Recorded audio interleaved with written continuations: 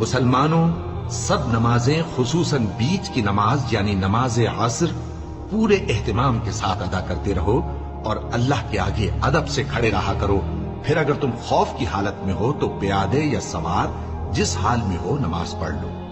پھر جب امن و اطمینان ہو جائے تو جس طریق سے اللہ نے تم کو سکھایا ہے جو تم پہلے نہیں جانتے تھے، اللہ کو یاد کرو۔ اور جو لوگ تم میں سے مر جائیں اور عورتیں چھوڑ جائیں، وہ اپنی عورتوں کے حق میں وصیت کر جائیں کہ ان کو 1 سال تک خرچ دیا جائے اور گھر سے نہ نکالی جائے۔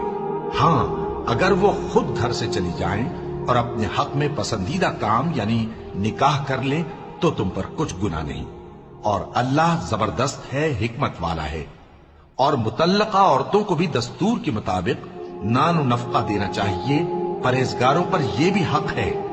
اسی طرح اللہ اپنے احکام تمہارے لیے بیان فرماتا ہے تاکہ تم